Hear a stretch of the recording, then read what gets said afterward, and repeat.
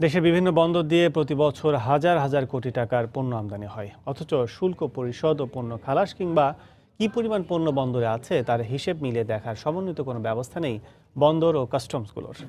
এই সমন্বয়হীনতা এবং শুল্কায়ন ব্যবস্থার দুর্বলতাকে কাজে লাগিয়েই একটি চক্র শুল্ক ফাঁকি দিয়ে পণ্য পাচার করছে বলে মনে করেন বিশেষজ্ঞরা।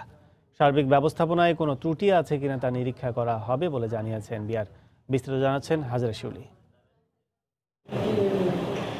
পণ্য আমদানির পর শুল্ক নির্ধারণ করা হয় এনবিআর এর এসআইকুরা ওয়ার্ল্ড সিস্টেম বা সফটওয়্যারে। এজন্য প্রত্যেক কাস্টমস কর্মকর্তার থাকে পৃথক আইডি।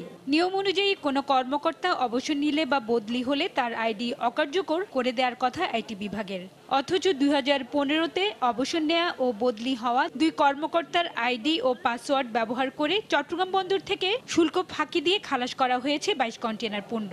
শুধু তাই নয়, 3 বছরে ওই দুই আইডি থেকে 3777 বার লগ ইন করা হলেও তা টের পায়নি কর্তৃপক্ষ।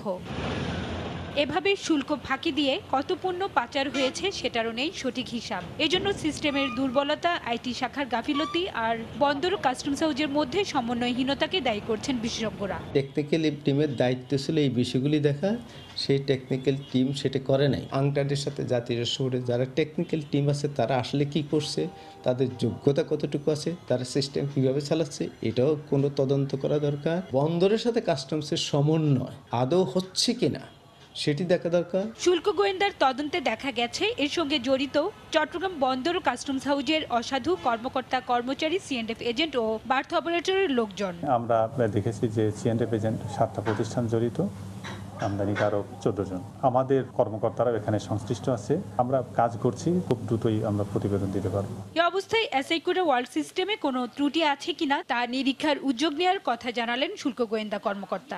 যে এসআইকুরা ওয়ার্ল্ড সিস্টেম সেটা আসলে অডিট করে দেখতে হবে যে কোনো দুর্বলতা আছে কিনা, জালিয়াতিটা কেন হলো, সেক্ষেত্রে কিভাবে সিস্টেমটা আরো রোবাস্ট করা যায় এই বিষয় নিয়ে আসলে আমরা কাজ করছি।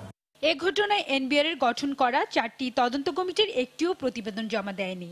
এই মামলায় কারাগারে আছেন পণ্য চালান ছাড়ে কাস্টমস কর্মকর্তার জাল চিঠির বাহক দৈনিক ভিত্তিক কর্মচারী সোহরাব হোসেন। অপর আসামি সিএনএফ এজেন্ট মিজানুর রহমান রয়েছেন জামিনে, আর সন্দেহভাজন বাকিরা আছেন ধরাছোঁয়ার বাইরে। হাজরা শিউলি, সময় সংবাদ, ঢাকা।